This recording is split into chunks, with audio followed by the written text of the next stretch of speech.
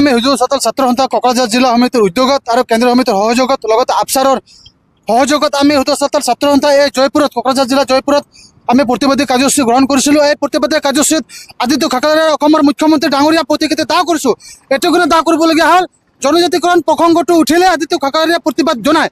গতিকে আমি আদিত্য ঠাকৰেৰ আমি স্পষ্ট বাৰ্তা দিব বিচাৰিছোঁ, আপুনি যদি সঁচাকৈ BTCত বা অসমত শান্তি সম্প্ৰীতি বজাই ৰাখিব বিচাৰিছে তেতিয়াহ'লে সাঁওতাল জনগোষ্ঠীৰ জনজাতিকৰণৰ ক্ষেত্ৰত কোনো ধৰণৰ আপত্তি থাকিব নালাগে।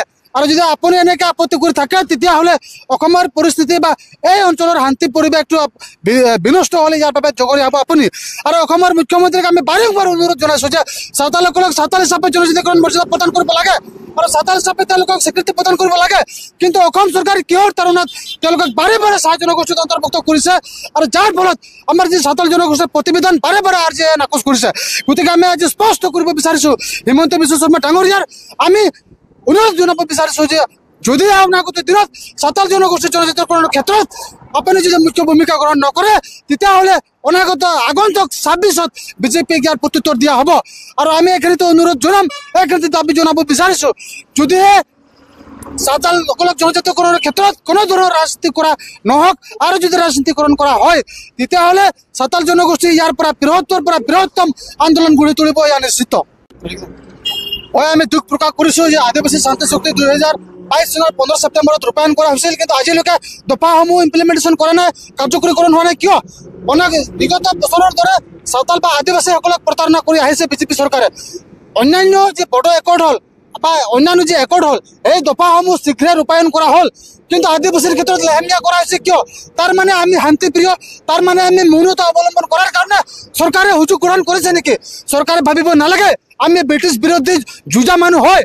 গতিকে চৰকাৰে স্পষ্ট হ'ব লাগে যে যদিহে এই আদিবাসী শান্তি চুক্তিক দফাসমূহ ৰূপায়ণ কৰোঁতে যদি বিলম্ব কৰে তেতিয়াহ'লে সাঁওতাল আৰু আদিবাসী জনগোষ্ঠীয়ে ইয়াৰ বাবে যে তীব্ৰ গণতান্ত্ৰিক আন্দোলন গঢ়ি তুলিব, ইয়া নিশ্চিত।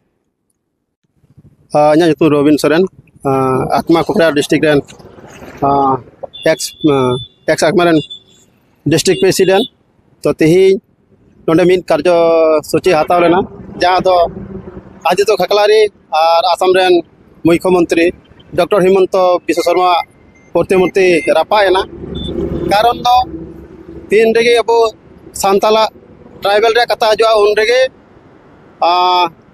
ट्राइबल संघ को विरोध अगुका और तीन प्रतिबाद ले सामने जेमन नौकाना सान्ताल ट्राइबल चेतान जेमन नौकाना विरोधिता बांग हुयुगो और आदित्य ठाकरे हुकिया इदीकनाले जेमन सान्ताल ट्राइबल चेतान जहना विरूप मंतव्य जेमन बाय एम और उनका तकिया बाय अगुई कारण आले अकोया अधिकार आले बाले खरबयेत कना आले आले हक इधर ले खोजो कना ओनाते आदित्य ठाकरे ले नेहराय कना जेमन सान्ताल जनजातिकरण क्षेत्र जेमन आम विरोत्तम तहन और ओनारे जेमन आले ओका सरकार एमाले जेमन आमा प्रतिबाद बांग तहन साथे आले सरकार ले नेहर कना जी तो 2022 सन 15 सेप्टेम्बर ओका आदिवासी शांति चुक्ति हुईना ओना 2PN 1 दफा रे नोआ मेना जे सान्ताल को से आदिवासी को ट्राइबल को नामा तो तीन दबी चेदा बिलम मेना थी 2022 खन तीन दबी माने चिकाते इन बिलम हुईना ओनाते आले सरकार ले नेहर कना जेमन अडी उसरा सान्ताल को से आदिवासी को जेमन जनजातिकरण हुई आले नोआ आसाम सरकार ठेन से आसाम मुख्यमंत्री हिमंत बिश्व शर्मा आले नेहर ले दोहेत कना डिसेंबर गोटे सान्ताल आदिवासी को जागरण लगे न्यूज होते चेक सदर नियगी जागरण तांडिया दरकार मेना तीन धबी अब जनजातिकरण बांग हुआ उन धबी अब लड़ाना दो जरगी तहन जोड़ा।